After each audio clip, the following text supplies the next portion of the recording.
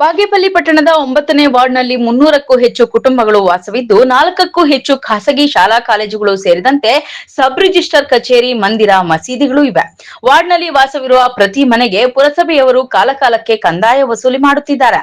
ಆದರೆ ವಾರ್ಡ್ನಲ್ಲಿರುವ ನಾಗರಿಕರಿಗೆ ಕನಿಷ್ಠ ಮೂಲಸೌಕರ್ಯಗಳನ್ನು ಒದಗಿಸುವಲ್ಲಿ ಸಂಪೂರ್ಣ ವಿಫಲರಾಗಿ ಜನರ ಕೆಂಗಣ್ಣಿಗೆ ಗುರಿಯಾಗಿದ್ದಾರೆ.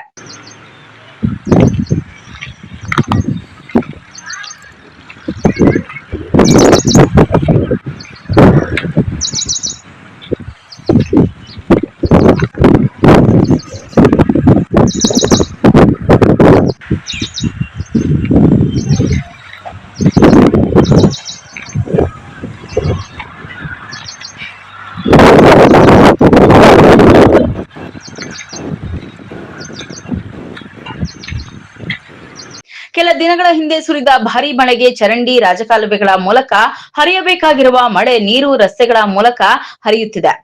9ನೇ ವಾರ್ಡ್ನಲ್ಲಿರುವ ಬಹುತೇಕ ರಸ್ತೆಗಳು ಸಂಪೂರ್ಣವಾಗಿ ಕೊಚ್ಚಿ ಹೋಗಿ ಕೊರಕಲು ಬಿದ್ದು ಜಲ್ಲಿಕಲ್ಲು ಎದ್ದು ಬಂದಿದೆ. ಮೂಲಭೂತ ಸೌಕರ್ಯಗಳಿಲ್ಲದೆ ಪರದಾಡುವಂತಾಗಿದೆ. ವಾರ್ಡ್ ಸಮಸ್ಯೆಗಳನ್ನು ಪರಿಹರಿಸಬೇಕಾಗಿರುವ ಜನಪ್ರತಿನಿಧಿಗಳ, ಪುರಸಭೆ ಅಧಿಕಾರಿಗಳ ನಿರ್ಲಕ್ಷ್ಯದ ಕಾರಣ ವರ್ಷಗಳು ಕಳೆದರೂ ರಸ್ತೆ, ಚರಂಡಿಗಳ ಸಮಸ್ಯೆಗೆ ಪರಿಹಾರ ಸಿಗದಂತಾಗಿದೆ. ಇನ್ನು ಶಾಸಕ ಎಸ್.ಎನ್. ಸುಬ್ಬಾರೆಡ್ಡಿ ಮಾತನಾಡಿ, ಬಾಗೇಪಲ್ಲಿ ಕ್ಷೇತ್ರ ಸೇರಿದಂತೆ ಬೆಂಗಳೂರು ಭಾಗದಲ್ಲೂ ಈ ಬಾರಿ ಮಳೆ ಹೆಚ್ಚಾಗಿ ಬಿದ್ದಿದೆ. ಹೆಚ್ಚಿನ ಪ್ರಮಾಣದಲ್ಲಿ ಮಳೆ ಬಿದ್ದಾಗ ರಸ್ತೆಗಳು ಹದಗೆಡುವುದು ಸಹಜವಾಗಿರುತ್ತೆ. ಕ್ಷೇತ್ರದ ರಸ್ತೆಗಳ ಅಭಿವೃದ್ಧಿಗೆ ನಮ್ಮ ಸರ್ಕಾರ ಈಗಾಗಲೇ 10 ಕೋಟಿ ರು ಬಿಡುಗಡೆ ಮಾಡಿದ್ದು, ಹೆಚ್ಚುವರಿಯಾಗಿ ಮುಖ್ಯಮಂತ್ರಿ ಸಿದ್ದರಾಮಯ್ಯನವರು 40 ಕೋಟಿ ರೂಪಾಯಿ ಅನುದಾನ ನೀಡುವುದಾಗಿ ಭರವಸೆ ನೀಡಿರುವುದರಿಂದ ಹದಗೆಟ್ಟಿರುವ ರಸ್ತೆಗಳು ದುರಸ್ತಿ ಕಾಮಗಾರಿಗೆ ಮುಂದಾಗಲಿದ್ದೇವೆ ಎಂದರು. ಒಂದ್ಸಲ ಇದು ಮಳೆ ಜಾಸ್ತಿ ಬಂದಾಗ ಯಾವುದೇ ಒಂದು ಕ್ಷೇತ್ರ ಇರ್ಬೋದು, ಬೆಂಗಳೂರು ಯಾವುದೇ ಒಂದು ಕ್ಷೇತ್ರ ಇರ್ಬೋದು, ರಸ್ತೆಗಳು ಸ್ವಲ್ಪ ತೊಂದರೆ ಆಗೋದು ನಿಜ. ಆದರೂ ಈಗ ಸರ್ಕಾರ ನನಗೆ ಈಗ ಆಲ್ರೆಡಿ ಇವತ್ತೊಂದು ಮೊದಲು ಮಳೆ ಹಾನಿ ಆಗಿದ್ದಾಗ ಇವತ್ತು 10 ಕೋಟಿ ರೂಪಾಯಿ ನಾನು ಆಲ್ರೆಡಿ ಇವತ್ತು ಟೆಂಡ್ರು ಮುಗಿದಿದೆ, ಅದು ಆಗುತ್ತೆ. ಅದರ ಜೊತೆಗೆ ಮಾನ್ಯ ಮುಖ್ಯಮಂತ್ರಿಗಳು ನನಗೆ 40 ಕೋಟಿ ರೂಪಾಯಿ ರಸ್ತೆಗಳಂತ ಕೊಟ್ಟಿದ್ದಾರೆ.